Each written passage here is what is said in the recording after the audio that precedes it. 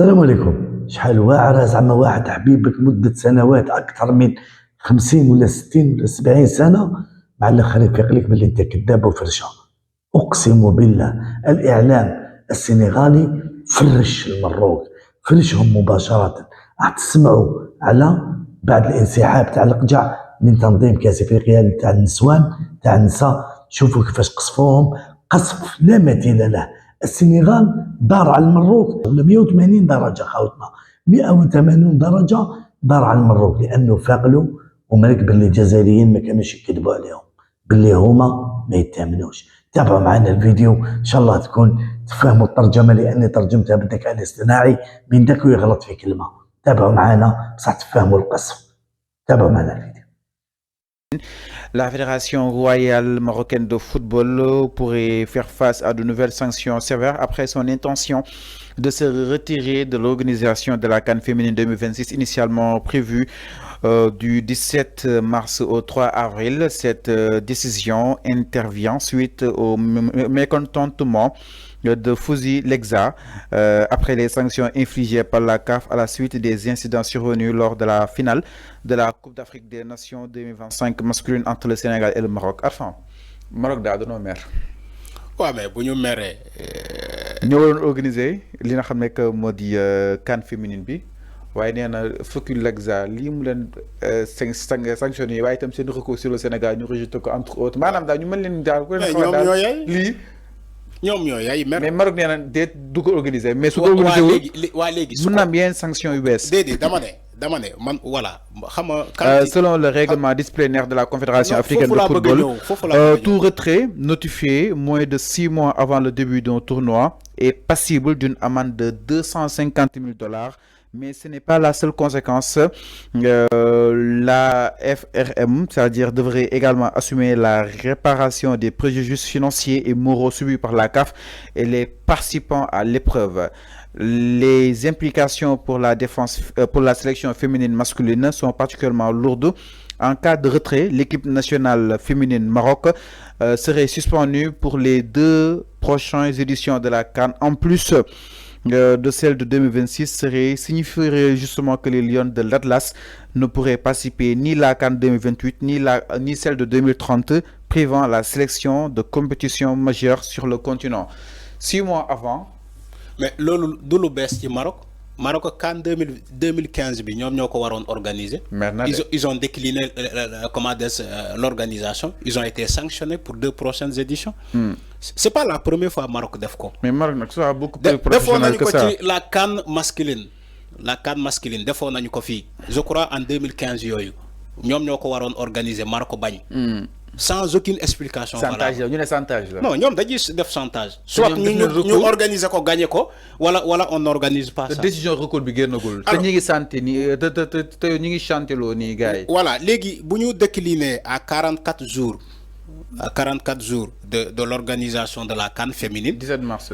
Sans explication valable, on attend des sanctions comme d'habitude. Le Maroc doit être sanctionné parce que pour avoir refusé d'organiser la CAN féminine sans aucune explication valable. Maroc soit professionnel quand même. Non, ils sont pas fair play. Le Maroc, voilà, nama yalla bal yag na ko wax, ils sont pas fair play. Pour ñom lepp lu ñu organiser ñom ñoko wara gagner. Ñaata nit Sénégal organisé na fi Coupe d'Afrique des Nations 92 en 1992, mais ils l'ont perdu. Qui a gagné la coupe? C'est la Côte d'Ivoire. Côte d'Ivoire moko gagné on fi à Dakar. Beaucoup d'éditions ay pays organisé nañu fi ay Coupe d'Afrique ay yoon ba paré gagné wuñu ko. Mali organisé wu 2002 Mali. Cameroun gagné ko 2021. Cameroun 2021 Cameroun moko gagné. Du Sénégal moko gagné. Légui pourquoi le Maroc veut que ñom buñu organiser ñom ñokoy gagné. Légui buñu méré parce que dañoo perdre Coupe d'Afrique 2000 kii bi ci góor yi Sénégal jël ko. Légui buñu méré ci bi ñom ñoo xam Afrique du Sud jël nako.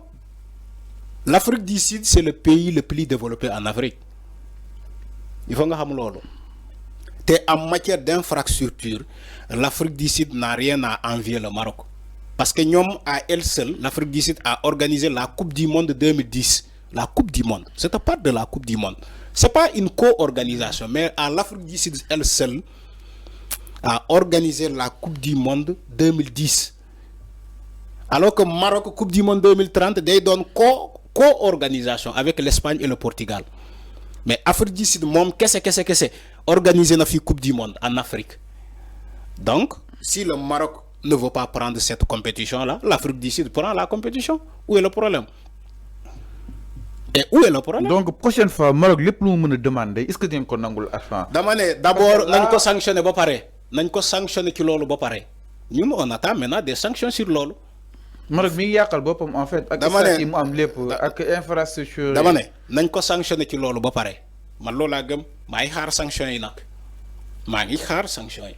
mais ñoom dañoo déposer recours bi génnagul. dama ne recours déjà ñi ngi chanteloo est-ce que nekkoo dañoo bëgg recours bi ñu teg ko ci suuf. dama ne wala lii bi sanction yi ñu defoon ci CAN bi. dama ne bu ñu sanctionné wulee Maroc ci retrait CAN annonce renoncer bu mu renoncer CAN féminine bi. mais c'est pas officiel peut-être ñuy xaar peut-être à tout moment mën nañ waxtaan.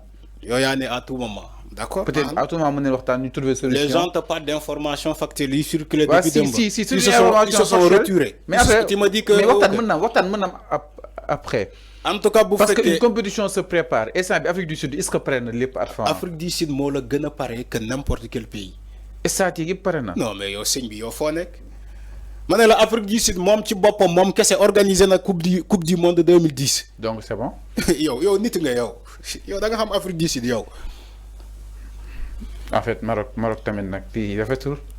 suñu mbokk marocain yi. On attend des sanctions. jërëjëf merci beaucoup. En tout cas on attend des sanctions. Alors tàggatoo mais avant lolo une petite précision chers téléspectateurs de ceux qui me demandent alors Fallou laisse Arfan continuer sachez que chaque sujet est estimé à 10 minutes donc après l'écoulement de ces 10 minutes peut-être mu nekk 2 minutes justement c'est pour cela on coupe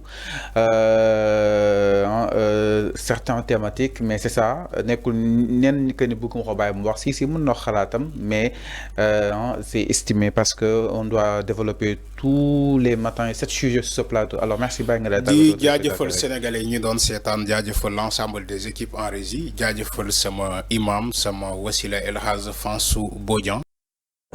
راكم سمعتوا معنا خاوتنا قال لك ما عندهمش الفير بلاي الماركة معروفين بالانسحابات جبد لهم 2015 خلاص هما كي تلحق الكوب دافريك عرفوا باللي كانت الجزائر قوية انذاك كنا رايحين نمسحوهم واش قال لك؟ قال لك الايبولا ما نقدروش ما عطاوهمش دي سانكسيون بصح اليوم هذا السنغالي قال له كلمه زوج يقول له ننتظر العقوبات لانه لو المروك ما تنظمش تاع النساء يروحوا بزوج كؤوس افريقيه اللي جايه ما يلعبوهاش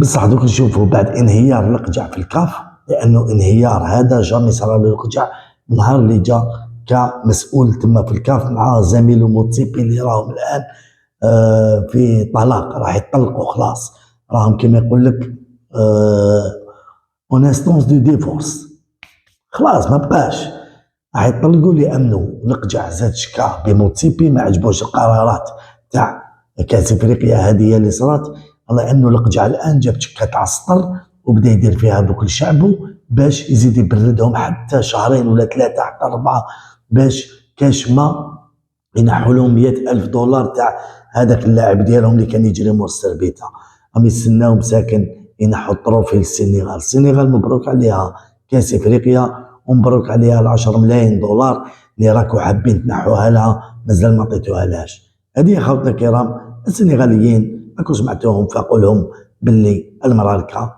فرشه. سلام خوتنا.